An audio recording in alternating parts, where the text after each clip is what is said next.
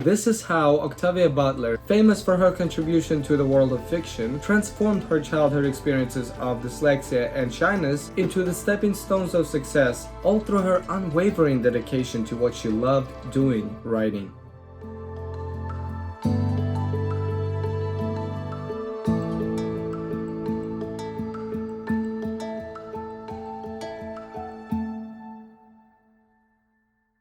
At the age of 7, her father passed away. Butler was raised by her mother, who worked as a maid, and her grandmother. Butler described her childhood as lonely. I was alone, and I didn't really think of this as a help at the time. I was lonely. She made up stories to keep herself company. Butler was an only child, so she never learned how to be social as other kids. Kids punish you for this kind of thing, so that even when I wasn't alone, when I was around other kids, I still managed to be an outsider. She attended public schools in Pasadena, where she felt alone because of her dyslexia and her shyness. Her teachers interrupted her slow reading because they thought she was reading slow because she was unwilling to work. But really, it was a struggle with dyslexia.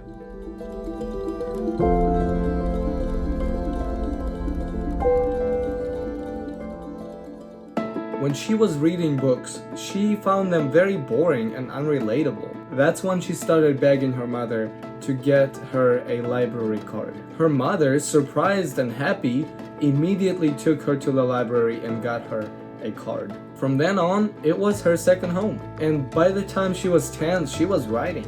And I wound up doing a lot of reading. I was often the one in the corner with the book. And by the time I was 10 years old, I was writing. Butler was mainly writing fantasy before becoming a science fiction writer. When I was 10, I was writing fantasy, mainly because my life was so damn boring that I wanted to get away from it and live in a better world that was more exciting and things were happening.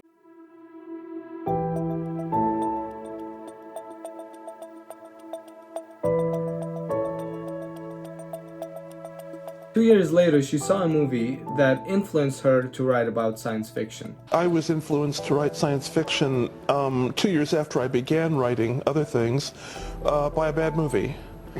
And I take it back. I have heard that this has happened to other people, but my response to the movie was, geez, I can write a better story than that. And I thought about it and I realized, geez, anybody could write a better story than that. And my final assumption, however erroneous, was somebody got paid for writing that story. Since then, Octavia Butler has been writing many books, including Parable of the Sower, Wild Seed, and Clay's Ark.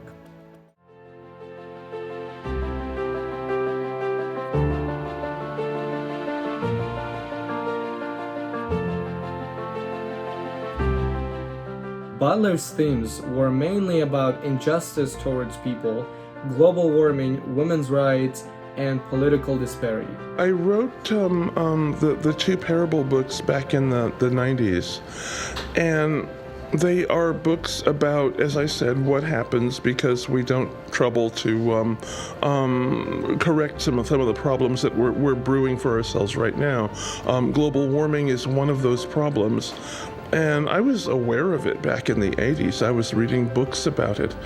And a lot of people were seeing it as politics, as something very iffy, as something they could ignore because nothing was going to come of it tomorrow. Octavia Butler is another example of the kind of person who never gives up fighting for what's right through doing what she loves.